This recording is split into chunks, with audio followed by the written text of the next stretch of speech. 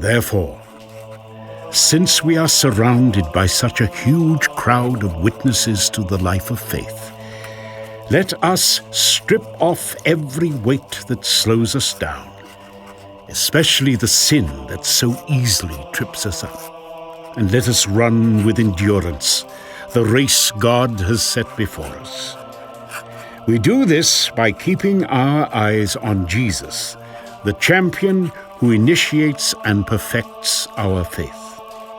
Because of the joy awaiting him, he endured the cross, disregarding its shame. Now, he is seated in the place of honor beside God's throne. Think of all the hostility he endured from sinful people. Then you won't become weary and give up. After all, you have not yet given your lives in your struggle against sin.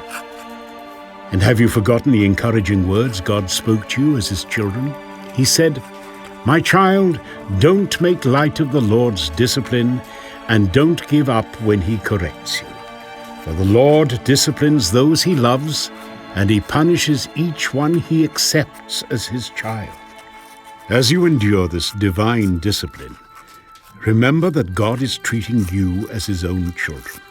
Whoever heard of a child who was never disciplined by its father? If God doesn't discipline you, as he does all of his children, it means that you are illegitimate and are not really his children at all. Since we respected our earthly fathers who disciplined us, shouldn't we submit even more to the discipline of the Father of our spirits and live forever?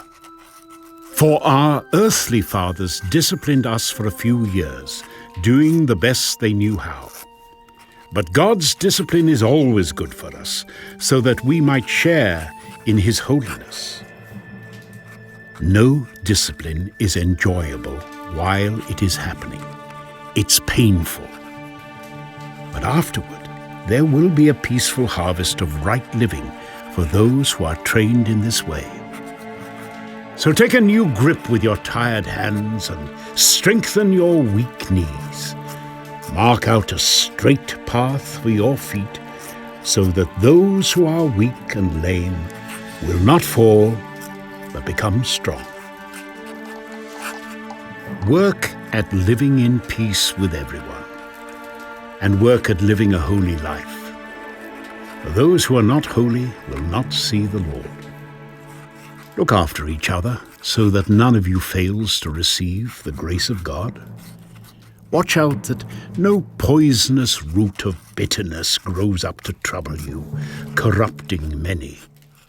Make sure that no one is immoral or godless, like Esau, who traded his birthright as the firstborn son for a single meal. You know that afterward, when he wanted his father's blessing, he was rejected. It was too late for repentance, even though he begged with bitter tears. You have not come to a physical mountain, to a place of flaming fire, darkness, gloom, and whirlwind, as the Israelites did at Mount Sinai. For they heard an awesome trumpet blast and a voice so terrible that they begged God to stop speaking. They staggered back under God's command. If even an animal touches the mountain, it must be stoned to death. Moses himself was so frightened at the sight that he said, "I am terrified and trembling." No, you have come to Mount Zion, to the city of the living God, the heavenly Jerusalem, and to countless thousands of angels in a joyful gathering. You have come to the assembly of God's firstborn children whose names are written in heaven. You have come to God himself, who is the judge over all things. You have come to the spirits of the righteous ones in heaven, who have now been made perfect. You have come to Jesus, the one who mediates the new covenant between God and people, and to the sprinkled blood which speaks of forgiveness instead of crying out for vengeance like the blood of Abel. Be careful that you do not refuse to listen to the one who is speaking.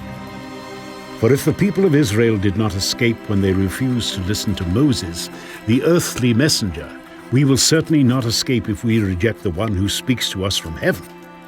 When God spoke from Mount Sinai, his voice shook the earth, but now he makes another promise. Once again, I will shake not only the earth but the heavens also.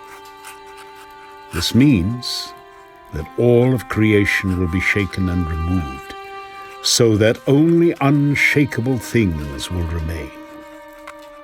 Since we are receiving a kingdom that is unshakable, let us be thankful and please God by worshiping him with holy fear and awe. For our God is a devouring fire.